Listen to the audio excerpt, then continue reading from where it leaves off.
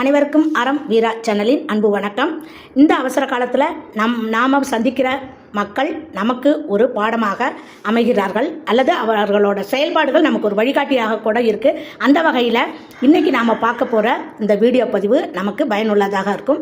வாங்க வீடியோ பதிவுக்கு போவோம். தூத்துக்குடியில் நடைபெறும் தன் வீட்டு மன விழாவிற்காக தனது நட்புகளையும் உற்றார் உறவினர்களையும் அண்டை அயலாரையும் ஒரு சொகுசு பேருந்தில் அழைத்து கொண்டு சென்றார்கள். அந்த சொகுசு பேருந்தில் தமது அன்பை வெளிப்படுத்தும் விதமாக அவர்களை கவனித்து கொண்டது நாம் எல்லோருக்கும் ஒரு முன்மாதிரியாகவும் வழிகாட்டுதலாகவும் அவர்களது செயல்பாடுகள் அமைந்திருந்தது. விடியற்காலை 5 மணி அளவில் பேருந்து புறப்பட்டது. புறப்பட்ட உடனேயே அனைவருக்கும் தண்ணீர் பாட்டில் வழங்கப்பட்டு இருக்கை வசதி கேட்டறியப்பட்டார்கள். அடுத்து 7 மணி அளவில் ஒரு தேநீர் கடையில் நிறுத்தி அனைவருக்கும் தேநீர் வழங்கப்பட்டது. பின் பேருந்தில் ஏறி அமர்ந்தவுடன் அனைவருக்கும் புளிப்பு மிட்டாய் வழங்கப்பட்டது. புளிப்பு மிட்டாயை சுவைத்தவாறே பிரயாணம் தொடர்ந்தது. நேராக விராலிமலையில் பேருந்து நிறுத்தப்பட்டது. அனைவரும் சுவாமி தரிசனம் செய்தோம். அருமையான தரிசனம். காலை நேரத்தில் ஒரு சுற்றுலா பயணம் போல் அமைந்திருந்தது. இறைவனை மனதார வேண்டிய பின் சிற்றுண்டி சாப்பிட தயாரானோம்.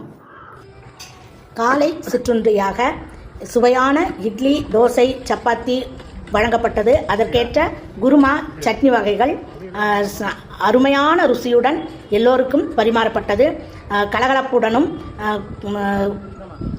நன்றாக ரசித்து ருசித்து அனைவரும் சாப்பிட்டனர். விராலிமலையை அடுத்து நாங்கள் காண சென்றது சிந்தலக்கரை வெக்காளியம்மன் கோவில். புகழ்பெற்ற வெக்காளியம்மன் கோவிலுக்கு அழைத்து சென்றார்கள். அங்கு சாமி தரிசனம் செய்தோம். எல்லோருடனும் புகைப்படம் எடுத்துக்கொண்டோம். இதுவும் ஒரு அருமையான நிகழ்வாக இருந்தது.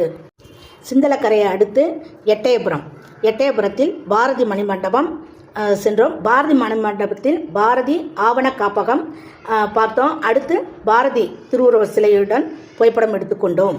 மதிய உணவு புளிசாதம், தயிர் சாதம், அருமையான ஸ்நாக்ஸோட அழகாக கொடுத்தாங்க. ரொம்ப அருமையாக இருந்துச்சு.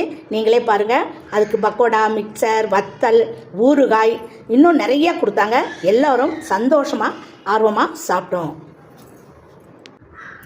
எட்டயபுரத்தில் மதிய உணவு உண்ட பின் நேராக மணமகன் வீட்டிற்கு சென்றோம். அங்கு அழகான ஒரு வரவேற்பு, அறுசுவையான சிற்றுண்டி வழங்கப்பட்டது. அனைத்தையும் ரசித்து ருசித்து சாப்பிட்ட பின் மண்டபத்திற்கு வந்தோம். மணமக்கள் வரவேற்பு நிகழ்ச்சியில் கலந்து கொண்டு புகைப்படம் எடுத்த பின் இரவு உணவை முடித்துக்கொண்டு பேருந்தில் ஏறினோம்.